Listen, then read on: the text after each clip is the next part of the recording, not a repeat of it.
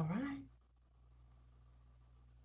All right, guys, we loaded it All right. I just saw it come on. Hey, everyone. up. Hey, everybody. Welcome to Coffee and Conversations. Y'all, we got some special guests coming in. We're excited about it. Let me turn my music down a little bit. We're excited about it. We got some special guests going on today, y'all. We fancy today, y'all. We fancy today. Welcome, welcome, welcome to Coffee and Conversations with the Learning Through Playdate Team. And I am your host, Jocelyn D. Jones, aka Knowledge Giver. And then I have my co-host, Miss Moyo from SA South Africa representing. Oh, yes, yes. So today we have a special guest. So we are not going to hold her. This is a busy business lady, a boss. And for as you guys know, we have an event coming up called Mommy and Mocktails. It is a virtual networking event. We are celebrating parents, early childhood providers, teachers, just everybody, lottie dottie, everybody. So we have Miss LaToya for this week. We have what we call our boss babes, and we also have a Facebook group called Mommy and Mocktails. So you guys come on and join Mommy and Mocktails. And for this week, our boss babe was Miss LaToya Riggins. Woo! And Buddy. so I need to make sure that my volume up because I know the last time I don't know the volume falls up and down on the Zoom for whatever reason. So it okay. I turned my volume up because I want to make sure y'all can hear me because the last time y'all couldn't hear me, couldn't hear a girl. But okay, I can hear y'all loud and clear.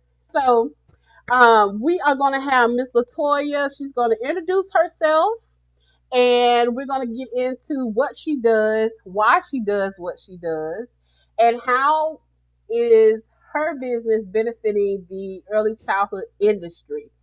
And then we're going to talk about how it is to be in the industry, being an African American female owned businesswoman. So we're going to give the floor to Miss Latoya. Toya, you got the floor. Thank you. Hi, everybody. Thank you, Jocelyn, for that wonderful introduction. I just really love what you do. I love how you do it. And I love that smile. You go, girl. And thank you to, you said Miss Moyo? Yes. Hi, Miss Moyo. I'm excited to see you on here. I am so excited Thank to you be so here. much. As you can see on my background, I am representing Craft. And Craft is an online platform for professional and business development for specifically designed for early childhood education business leaders. Okay. And like Jocelyn said, it is very much female dominant industry. What I like about it is I have partners. It's just actually created, Craft was created by Better Futures, which is a team of guys, which is they're like dropping into the forest of women. But I love bringing that femininity to them and really helping them identify with women because they're both guys. Dr. Gunlin, he is our 46 plus year veteran in the ECE field. I mean, he's been everything from a school teacher, a center director. He's a professor at George Mason. He teaches all types of clock hour classes. He's a certified trainer, and I mean, just all around education enthusiast. On the other hand, we have Jahi Davis, who is an ex-banker. He's 20 plus years in business finance and fundraising, all of those different things. So he's all about business. He has an MBA in business. So I get to hang out with these guys and I get to work with them and learn from them because they all have way more experience than me.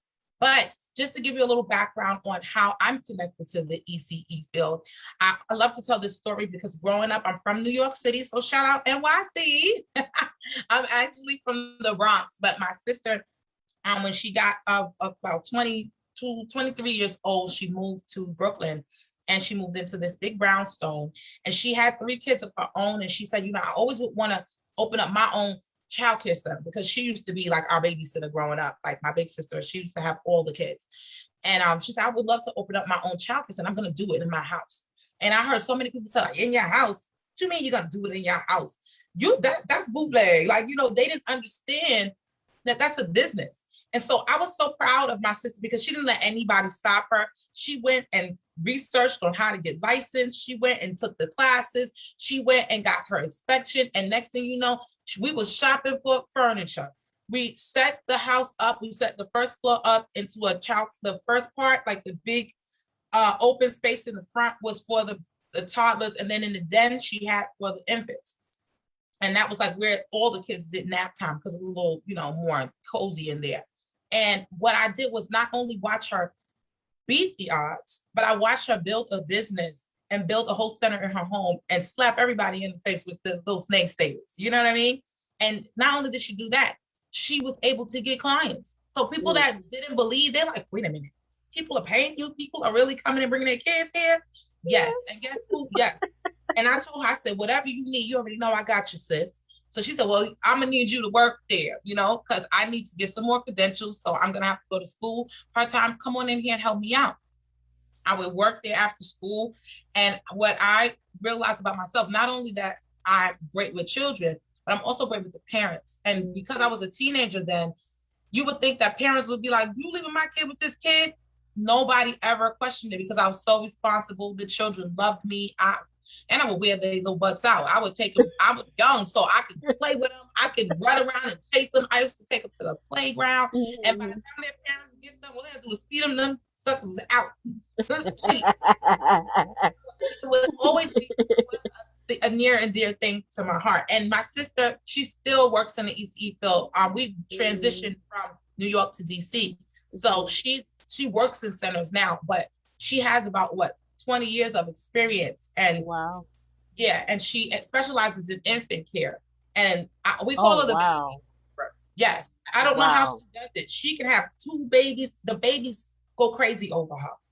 Oh my gosh. Yes. To this day, she just fling them out. I'm not, she could get any baby to burp. She's like, when anybody in the family that's here in DC that has a baby, they bring them to her. Yeah. Like if they can't get the baby to do something or their baby's having gas or colic, she goes in there and tell you what to do, show you how to do this and that, and she whips it together. So shout out to my sister. Her name is Janet. Janet Riggins. Janet. At work right now, so she probably not watching, but she'll see the recording. But that's really where the ECE bug bit me, really. So when I grew up, when I went to college, I used to watch kids. I did hair, so a lot of the moms would ask me to do their kids' hair and watch them at the same time. And I didn't mind because I was doing that back home. Yeah. Even now, so I have kids at my house all the time. But as a businesswoman, when I started my own business, I've always I've worked for the last 10 years in workforce development. And what I did was I was an account manager, like a job developer, where I would help businesses find qualified candidates. And because at the time I was just I have 3 kids, guys, so I'm a mom too. My twins, they're my youngest. I have an older daughter that's 13 and a half, and then my twins just turned 10 in May. Long story short, they all went through childcare. So I understand the plight of a mom or a parent, I should say, that's looking for quality childcare. So when I started to work with childcare businesses, they would say, can you really get me qualified candidates? Because I can't find anybody. And I'm like, yeah. And they're like, don't bring me anybody crazy. Yeah. And I'm like, yeah. please, I'm not going to do that. Right. I know what it is as a parent. You can't just have anybody. Right. Right. So I became known for placing people, like successfully placing candidates into early childhood education businesses. Wow. So the word got around. Yeah, the word got around, and other childcare businesses started calling me like, who you got for me? You got some people for me? Wow. Yeah, so I work for a workforce development program, and I actually created a CDA program there because what I realized was, although, I was picking people with they had a good heart, they loved children, but they didn't have the education. They didn't have the training, the proper training that they needed to really excel in the field. So I said, well, I went to my bosses at the time and I said, hey, we need to have a CDA program. We do. Yeah. We need to make sure that we have a pipeline of candidates going into these centers. Mind you, I was sensitive sensitive because I had my twins were 2 years old. And one of the centers, one of the center owners, she was a Black woman, family business. She had about 2 locations, van services, everything, like Wow. pickups. It was her daughter, her son, her brother. They all worked there. And she had other employees too. And she found out, like, she was my pick for my kids to go there. And she found out, she was like, all this time you've been placing people in early childhood and you didn't tell me. I was like, oh, well, yeah. You know, I was kind of keeping my lanes, you know, I'm not trying to work where I'm trying to get my kids taken care of. Right. She said, well, let's do this. So I created a program with her where I put her as like my pipeline of candidates where they would go and get their clock hours at her center. So they would work there and work there for her. So they were helping her out. They were getting their clock hours so that they could get their certification. And a lot of times she would hire them. So it became a really big deal. I would bring her to my program to recruit and tell her story because she has a really dynamic story. Shout out to Dolores McGee, if y'all know her. She's big in DC. Okay. So we created a great relationship, and I mean, tons of people were hired through her, and other organizations like Southeast Children's Fund. I've worked with them for years, bringing candidates that way. UPO, and what happened is, because I had so much experience with developing that candidate pool, they asked me to come and do a professional development. I remember I started out with UPO. They asked me to do professional development for the students. And my assistant and I, shout out to Marissa Shuford, she still works with me in my company, in my own company. They would ask me and her to come and do professional development classes for the students in the CDA program. And they loved it so much, they had us come back to do it for the entire staff because they have daycares all over DC, all types of centers, family, childcare, storefront centers, all over. So it was about, I think, about 250 of their network of employees. And that's amazing. I loved it. I had the opportunity to train them. And this is before COVID. So of course it was in person. Yeah. I mean, so I really kind of felt it chose me, I should say. I didn't choose it, it chose me. And I understood that this is something that is not really given. They don't talk about business practices. They don't talk about professional development. They don't talk about customer service in the CDA program. And we talk about the internal customer and the external customer. Because anybody in ECE understands that it is a female dominated industry. It is. I know I'm a woman, but sometimes that could get catty. It can. It can get catty. And I want to put a pin in because you have gave us a wealth of information about you and your business and your contribution to it. But I want to kind of piggyback in the beginning of your conversation when you were talking about you and your sister. And I love that you guys have, this is a generational, passed down from one, you can pass these work ethics, you can pass the whole insight and knowledge base of early childhood education to your children, and I think that's the beauty, the beauty of really working at ECE, that these things can be passed down from generation to generation, and you don't even really have to be connected blood or kin. You pass this down to to children.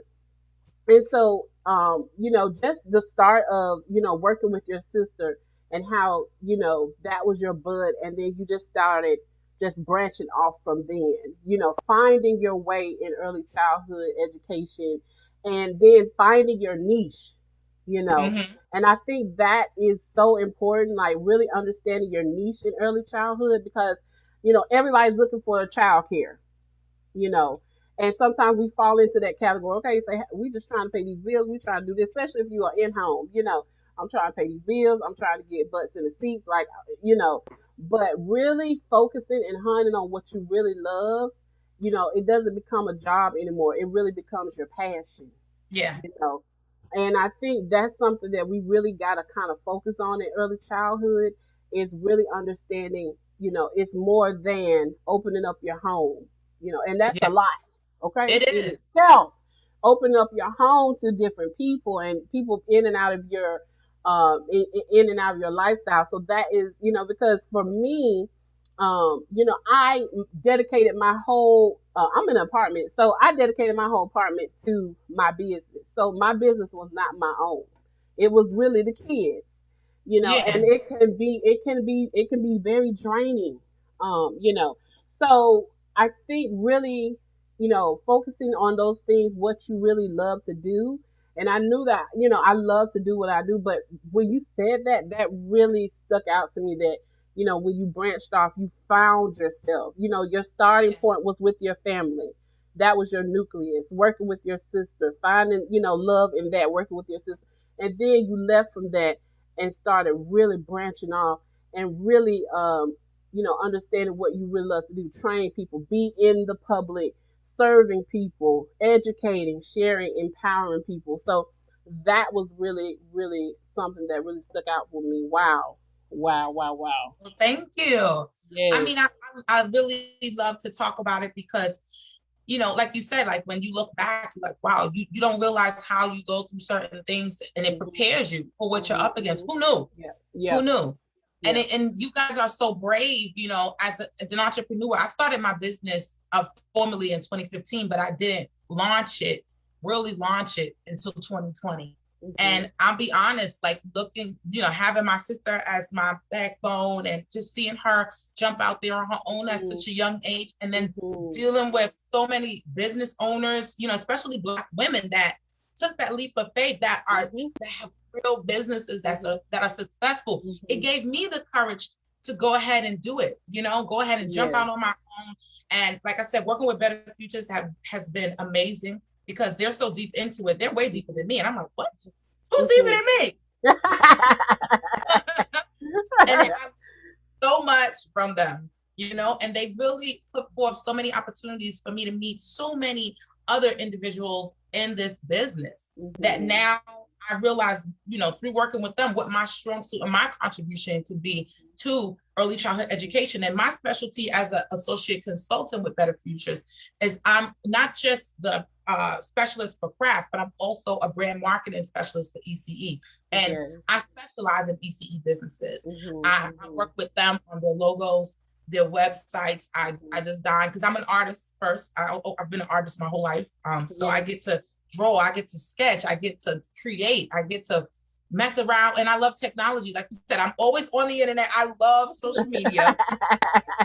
Actually, on craft, I teach social media classes. I did Okay. a class on social media 101 I need to because be on now.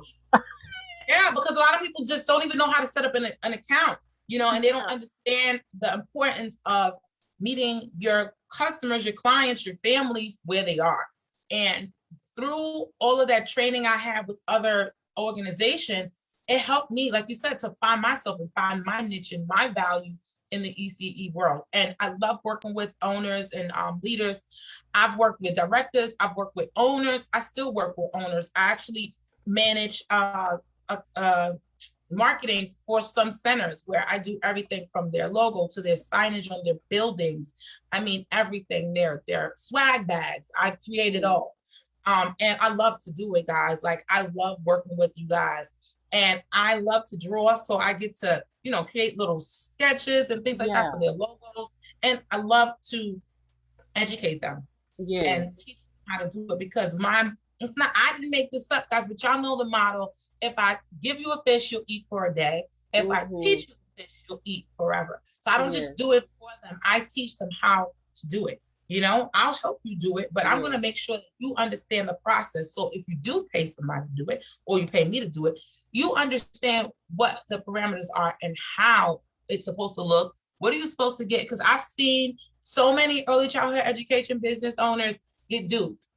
I Mm-hmm. had this one woman I was working with. She showed me her business card because I asked her if she had a logo. She showed me her business card. She said, "Oh yeah, I got a logo." Do you Mm-hmm. know it was a stroller icon? Somebody made her pay them $2,000 for that. I I believe wanted it. to hunt them down and beat them up. said, what?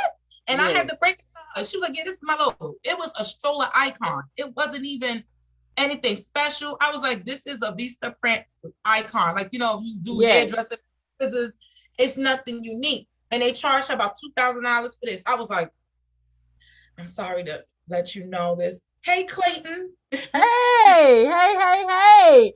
Y'all, I told you we getting fancy today, y'all. So, Toya, I thank you so much for your insight and what you contribute to early childhood education. And we're going to get into that marketing piece definitely. But Right. before we go on, I do want to introduce our next guest here. This is Mr. Clayton Adams from Georgia, bright from the start. I met Mr. Adams through our state representative here in Norcross, Mr. Marvin Lim, and it has been such a wonderful, wonderful connection. And I am okay. I am so happy that he has come with us on today. So, Toya, I want to before you leave, I know you have to go, but wrap your session up, and then we're gonna get into Clay's. But what is it? If you would speak to early childhood family providers, what is the main um, what is the main thing that we need to focus on when we are talking about marketing and having a footprint in the digital world? Because there is a very big gap in technology in ECE, and I'm so happy that you are taking that initiative to really bring technology and bridging that with family child care providers, definitely. And so, what would you say to family child care providers who are, trying to get business during this pandemic, trying to make a digital footprint, and are scared because it can be scary out there with technology? So, what would you say to those who are, trying to do that? Well, I would say the biggest thing is to figure out what your unique selling proposition is. What's your unique quality? What makes your center different from other people? And focus on that. Like if you have maybe a health program, I have people that have like yoga. Some people are into gardening. Some people are into water play. Like whatever it is that makes your center special. If you have special hours, that type of thing, definitely put it out there on Front Street, and don't be afraid to show your personality, because people, the culture of your business is what is going to bring your people to you. You know what I mean? The people, your target audience. When it comes to social media, I would say take it slow, don't overthink it, and realize less is more sometimes. You don't have to post every day, but you have to be searchable, and definitely have a logo, even if you're not going to have a website per se, because not everybody needs a website. I'm going to be honest with you. The way Facebook and Instagram and LinkedIn is today, you really don't need it, but it's nice to have. You know what I mean? Yes.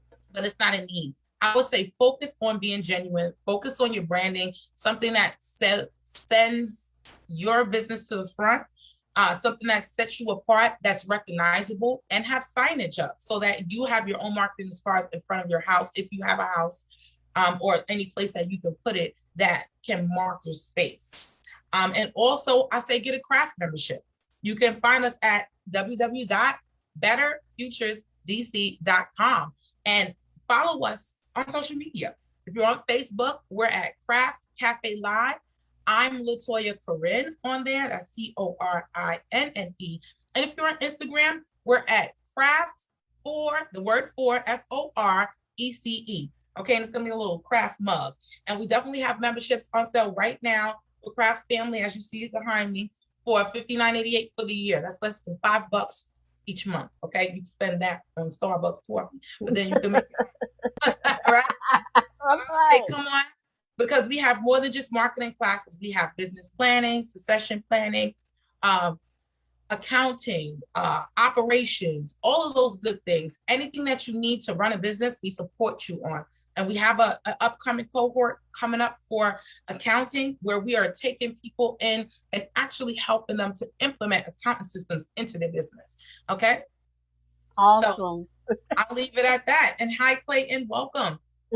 I'll see you guys later. I gotta run. Yes. Yes. Okay. So thank you guys for having me, and I Thank can't you for wait till coming mommy on. Thank cocktails. All you. right. Yes, yes. Great Bye weekend. bye.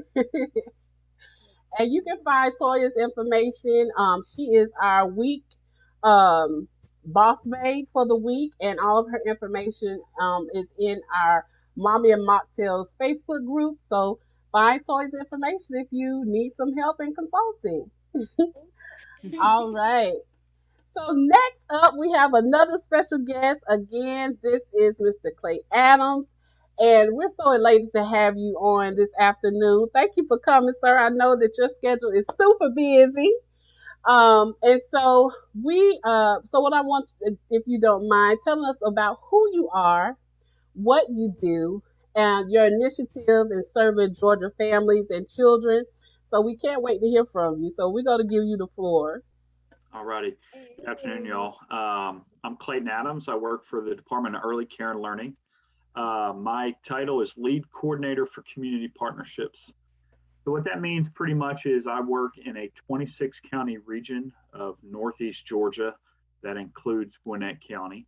And I work with providers, families, and communities across those 26 counties to bring about awareness, bring about access to childcare and early education. So pre-pandemic, that would look like me traveling around, visiting programs, meetings, but like most over the past, golly, 19 months almost, I've been sitting here in front of a computer screen, doing zooming away. So it's always great to talk with folks and talk with new folks.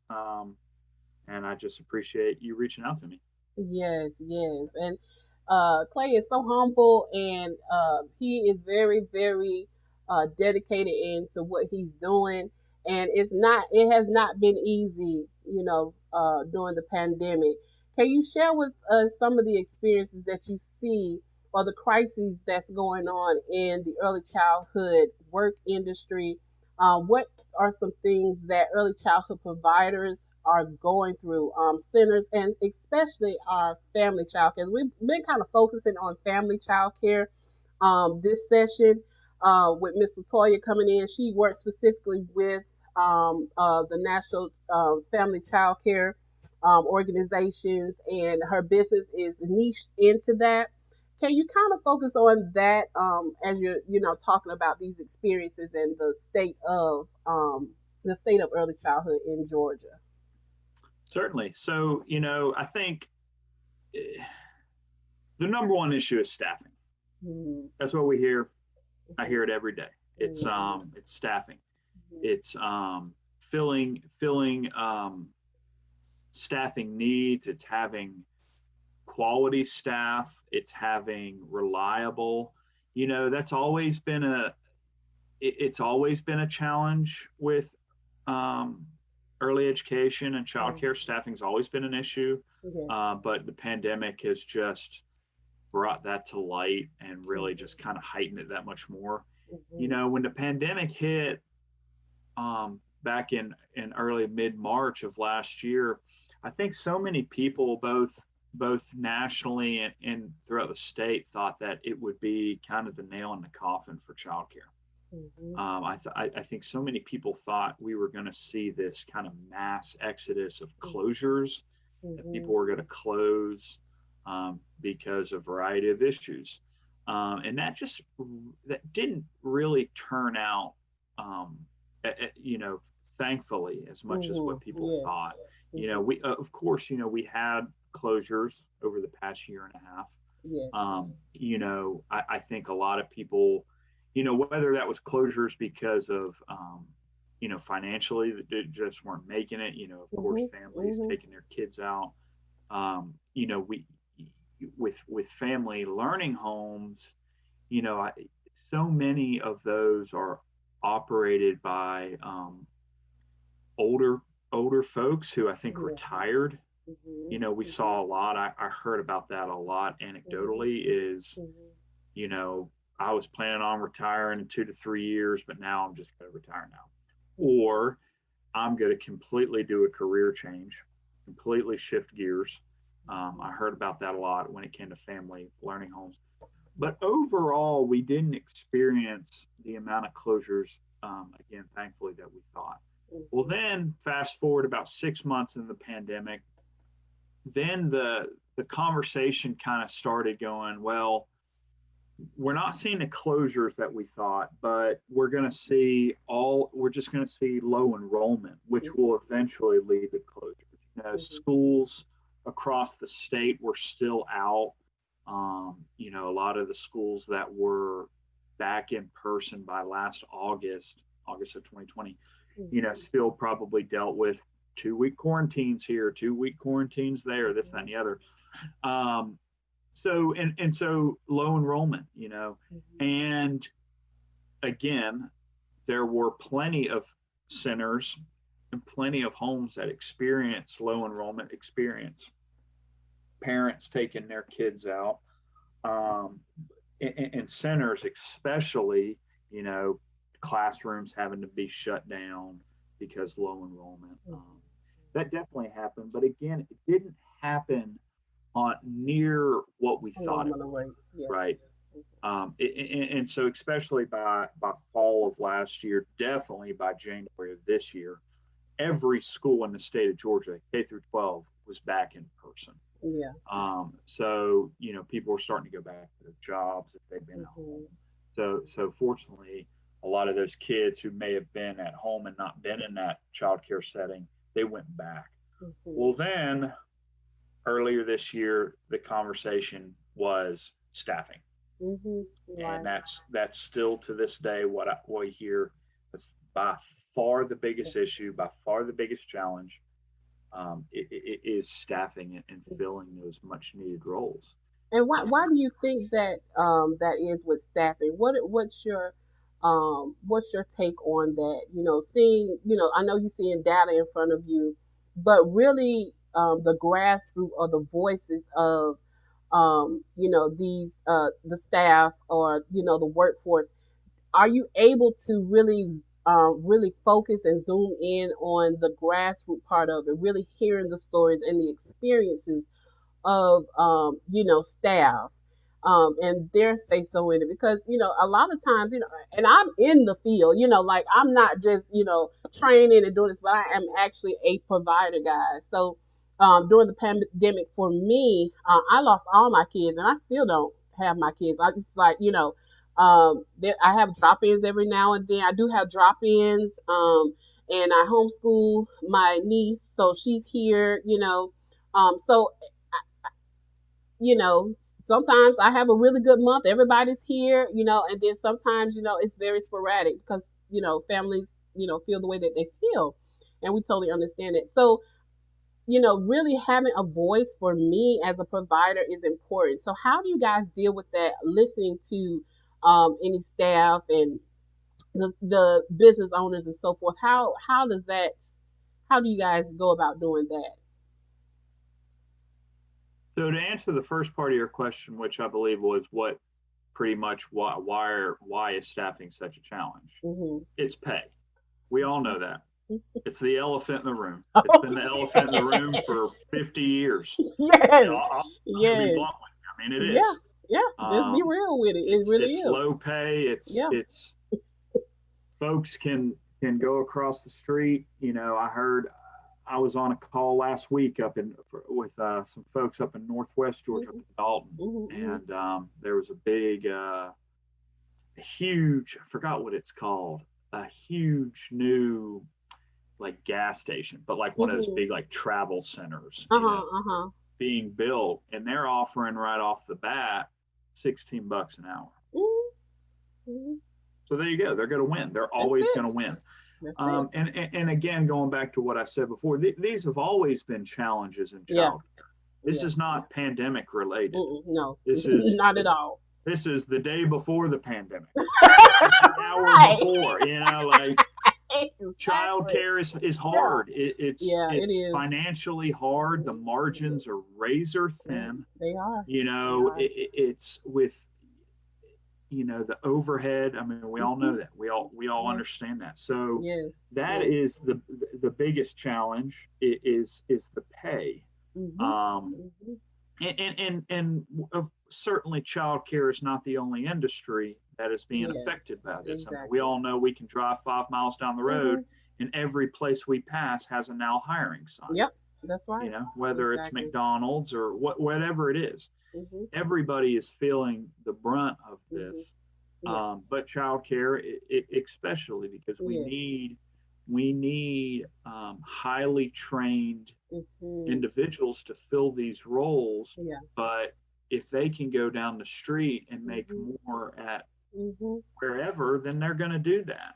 They gotta, And they're not going to maintain put the themselves lifestyle. Yeah. and they're not going to put themselves near in harm's way as one Mhm. may do doing working at a center or a home during the pandemic. Exactly. Exactly. So, Yeah. you know, what do you do about that, right? Mhm. We're talking business, so it gets a Mhm. little tricky. As a state agency, we can only do so much because we're Mhm. talking about people's business. Right. One way, over the past year and a half, decal has been through the three different federal acts. um, Decal's received a little over $1.2 billion. Mhm. That's billion with a B. That ain't Mhm. M. Right. That ain't million. Yeah, that's Right. billion. That's a thing with a B. Right. That's Oh, the right. that's the B. Yeah, big Right. difference. There's a big leap. My brother told me that one time. There's a big difference between a capital M and a capital B. That's all live. Yeah. You right So about that. Yes. so And the you B know comes before the M. there you go. That's so one of the ways that Decal is using that money Mhm. in a very responsible manner is, they've been able to give out the stable payments, Yeah. which have been up and well, now there's stable 4, but up Mhm. until now has been 3 different payments to Mhm. any licensed childcare program, which is Yes. there's about 4,500 Yes. licensed childcare. Thank So you when for we're talking that. about licensed, we're talking about both child care centers and child care learning homes. Mhm. And those payments can be used for a variety of things. I know folks have used it on paying rent, Mhm. paying mortgages, Mhm. but they can be used to subsidizing, salaries. They can be Mhm. used for paying teachers. They can be used Yes. for, a variety of ways. And Decal has recently announced the new stable forward payments, Mhm. which will now be monthly payments from now to, I believe, September 2023. Yes. And So when those old payments go out, I know that the 8th was the last they day should be going to. by the end of the month. Okay. End of the month, So people should start seeing those payments hit. okay, guys. So Um, you guys, okay. So if you didn't, well, if you did do the application, it was the last date was the 8th, and so the payments will be going out at the end of the month. So Correct. I had some questions on that. Some of Yeah. my colleagues were asking. So. Yeah, for sure. Mhm. So we hope that we Decal understands that every program is different. Every Mhm. program has different needs. What you need financially may be different than what the person down the street needs. Mhm. But if we do hope, and I hope personally, that folks do use some of those funds to pay their teachers. Yes. But we know that's just putting a band-aid on it. We Mhm. know that's just putting a Mhm. band-aid on it, Mhm. and that it is a much larger issue. And It what that comes down to is we need systemic change. We do. There needs to be a complete overhaul. It does. The It's a broken business, local system. communities have to Mhm. step up and Yeah. support. Yes. Um, Yes. Yes. so, Yes. we'll see. I think childcare and early education has a real spotlight on it right now, Yeah. all And across the nation, much more than we've ever had before with this yes. pandemic. So we have to take advantage of it. We have Yes, to we take do. advantage of it. We do. And I think also too what we also, I think that will be an advantage for me as a small business owner, family childcare owner is also having uh business courses provided by the state because this having childcare cannot be your only source of income. Also having other, streams of income is very important. And some of us don't know that, we've been relying on our families and our, childcare center for so long. And I've been in that situation. Just thought that this is going to sustain me. And it's not. We have to also think more business minded as well. And have those, trainings. If you're a trainer, I know I'm a trainer as well, and you have, business sense, have those trainings so that people can get a hold of some nuggets to maintain their business and not just solely depend on, the parents, because if the parents don't get paid, we don't get paid. If the funds are not there, we don't get paid. So we have to also think outside the box, when it comes to having a childcare business. I don't care if you're in-home or a center, center business, hey, do something else, that's in early childhood, but also will be able to maintain your business as well. So have another income, that's really, really important, because we can't solely depend on just childcare alone. If you have a business, if you're business minded and perhaps maybe you want to sell clothes, and have a store attached to your childcare center, become a trainer, do something, because we see this right now during the pandemic that, that we cannot solely depend on our parents, because our parents are going through, we're going through it with the pandemic. So this is really opening up a lot of different, insight, a lot of different insight and understanding on, the importance of the business side of early childhood as well, I think. And I don't know, what's your thoughts on that? Yeah, absolutely. I've been doing this for now 10 years. Mhm. And one of the things I noticed early on was, I want to I want to pick my words Yeah, wisely. I understand. Words have meaning, and power. Yes, they do. There are a lot of folks who open childcare with the number one goal Mhm. of doing it for the children. Mhm. And it goes without saying that, of course, Yes. I mean, of course, Mhm. but the business piece a lot of times is lacking. Yeah. Um, Mhm. Mhm. I see that all the time. Mhm. I've seen it from the start. And so I agree that there needs to be more opportunities for Mhm. folks, especially family learning Yes. homes, Yes. to Yes. really understand. I jumped on this call while the past person was talking, and she was talking about it. It sounded like she was talking about marketing, right? Mhm. Mhm. Mhm. And we see that all the time. I see Yeah. that all the time. Just folks not having a great understanding on how to market their Mhm. program, who to Mhm. market to, Mhm. how to maximize Mhm. profit. Mhm. And so definitely more opportunities for folks to learn.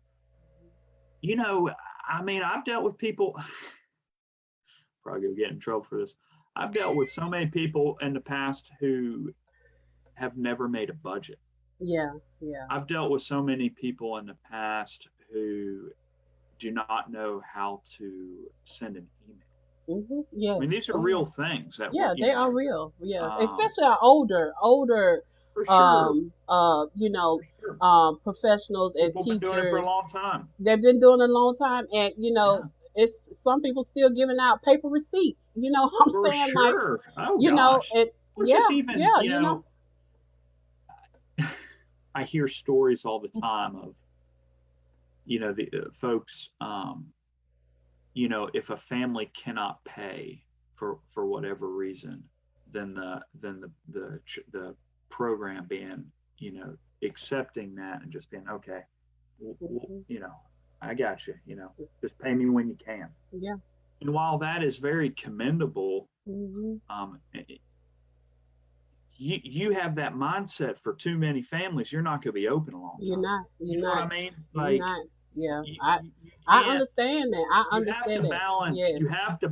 that the reason you got in Mhm. there, which was for the love of families Yes. and helping families and truly nurturing kids, you have to balance that with Yeah. you got to make a profit, You got to. or at least you got to make enough money to pay your employees and to That's keep the right. lights on. That's right. You know, That's so right. so finding that balance, and hopefully there will be more opportunities for Mhm. people to learn how to take advantage of social media. Yeah. You Yeah. know, even hearing the last lady say having a sign in your Mhm. yard, because I know Mhm. that's something, when it comes to family learning homes, you know, pre-pandemic when I would be out on the road traveling Mhm. and I would be going to visit a learning home.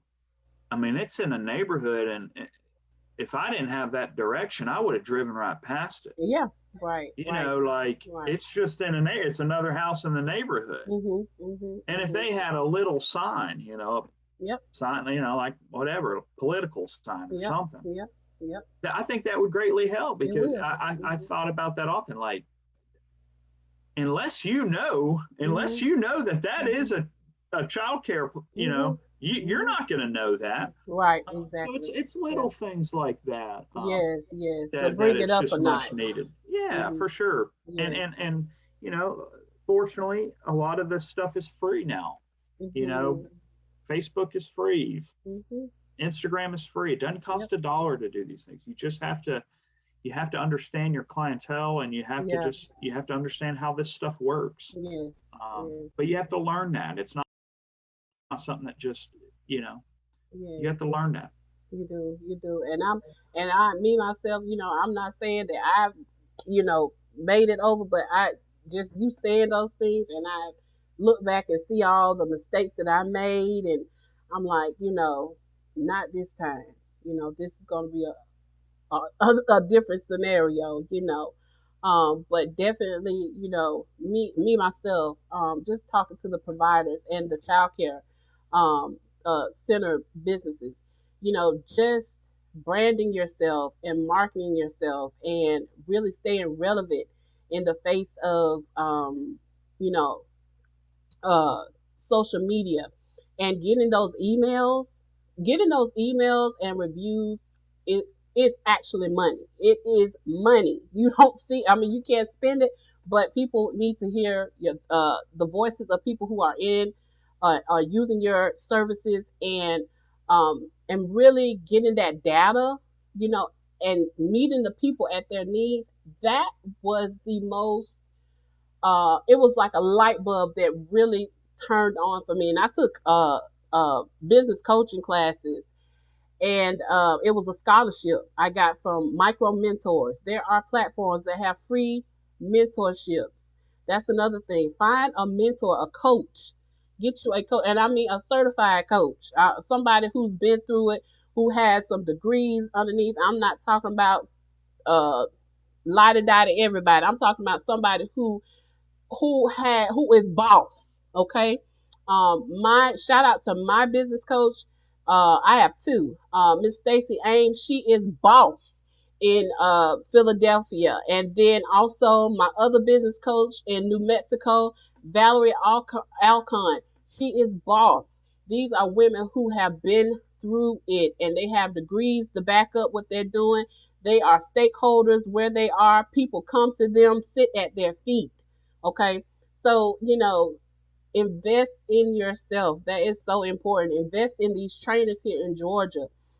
Invest in yourself. You are worth it. You are worthy. You are enough. Invest in yourself. It's the best investment that you will ever make.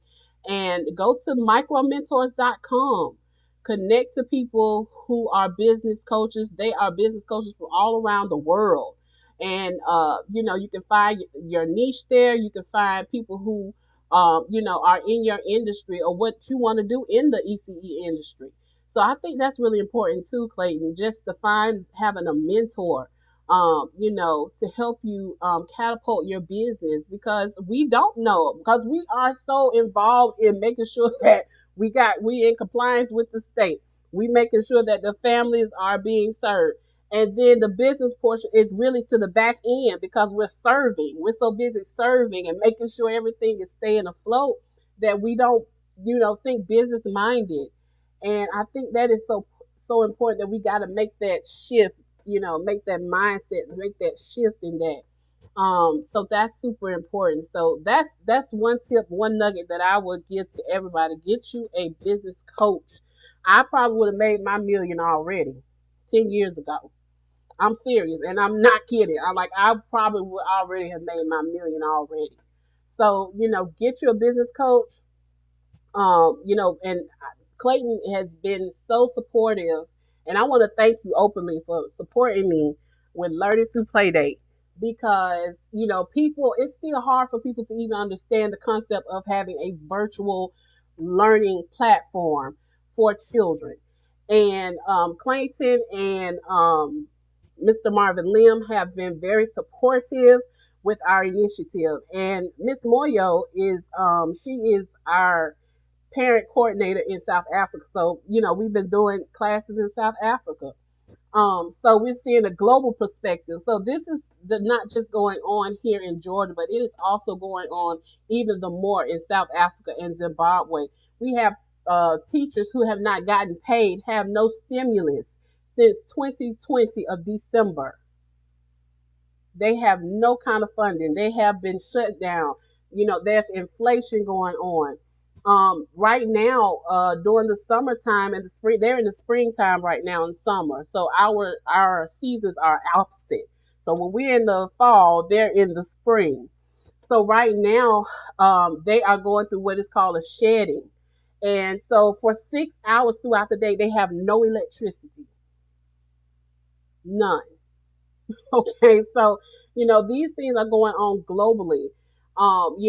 Just with the whole equity part of education, just not having electricity, the internet is super expensive. Miss Moyo can, spend $100 in US dollars in internet for a week and a half, maybe a week and a half, and we just pay $40 a month. So these are things also too. We have families, here in Georgia suffering from, like you were saying, in rural areas who are not, getting the internet, the bandwidth that they need. So that's going on too. So we have so many different things going on in early childhood, and we gotta start thinking outside the box and really talking to people and listening to grassroots just listen to grassroots people who are in the industry. Why are these people, of course, we know that it is money, but it's also other things too. The environment, in early childhood, it's a lot of women, so it's a lot of this caddy. How can we chop that up to make a better environment, for our early childhood providers, so. It's so many different things that's going on, and just not here in Georgia, but globally. You know, yes. So, any other words or anything that you want to, encourage the early childhood providers and centers? Anything you want to say just to encourage them? Because I know it's a lot on your plate. Yeah, I mean, just It's a lot. from a work standpoint, just continue to make sure you see your emails from Decal. I know they get flooded. I can't imagine how many emails.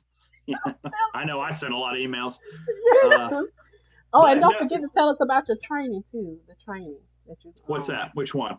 I think is it tomorrow? Oh yeah, yeah, that's right. Yeah, that's Can you right. tell about Thank you. that? So tomorrow we have a conference. It's a 1 day trauma conference on trauma.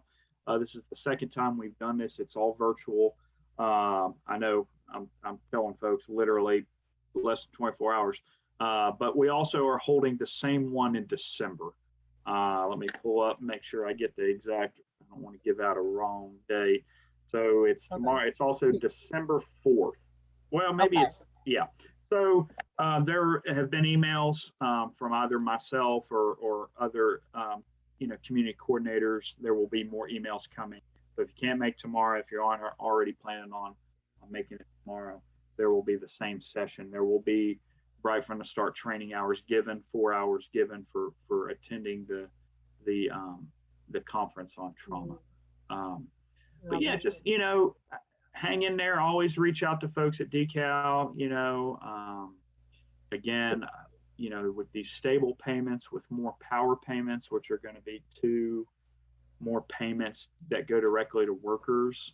We know at the end of the day, these financial payments aren't necessarily going to keep the lights on forever, but we do hope, and they're not intended to either, but we do hope by folks receiving these funds that they will be able to think of, like you said, outside the box, think of innovative ways, think of ways to support their employees, and use these funds that will greatly benefit their program and the families they work with. And just hang in there,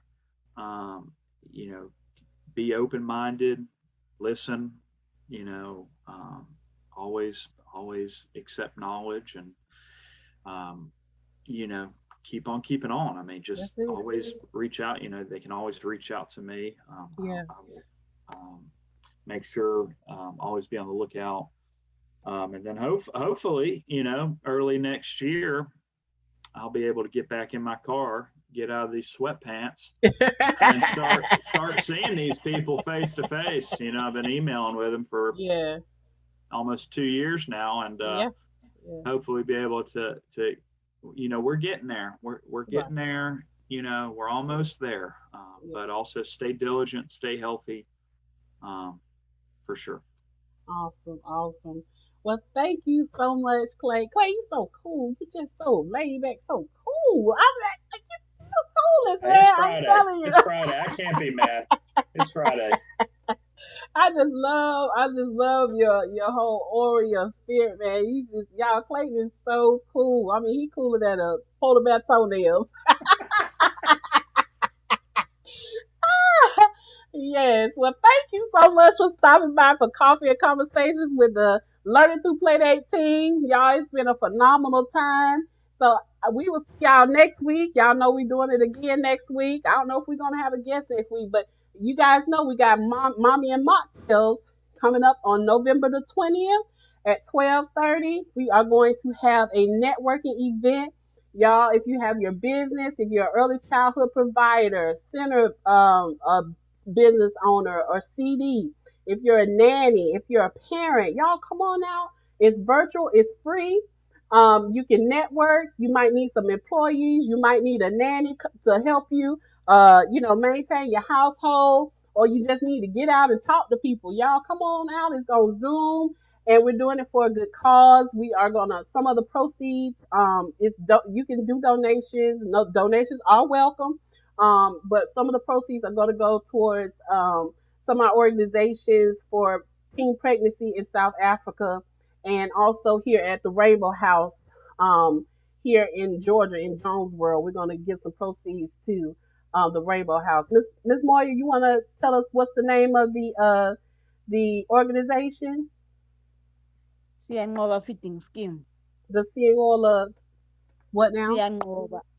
Siyanqoba Feeding Scheme. Okay, so Siyanqoba, the organization is Siyanqoba Foundation. So we're going to be giving proceeds to them. So it's $10, or give whatever you have, y'all. But we are going to give to them and support our teen mothers.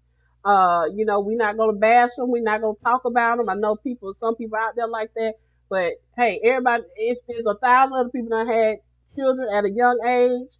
They're not going to be the last ones. We're going to support them. We're going to lift them up. It is not the end of the world having a baby at a young age. It's plenty of people out there that have done it, and they are successful. And so we're going to lift our youth up in that. So Cupcake Babysitting, Learning Through Playdate is the sponsors for that. So y'all, please come on out on November the 20th for Mommy and Mocktails. Now, what y'all put in y'all mocktails, that's y'all business. Now, I ain't got nothing to do with that.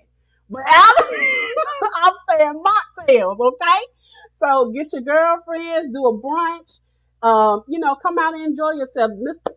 Adams, tell Miss Adams to come on out, support, maybe she want to get some of her girlfriends out, have a good time at our Mommy and Mocktails, guys. So I'm going to end this session. Thank you again, Clayton, for coming out. Miss Moya, you know I love you. And I love you guys. This is another session of Coffee or Conversations. Have a great weekend, and we'll see you next week.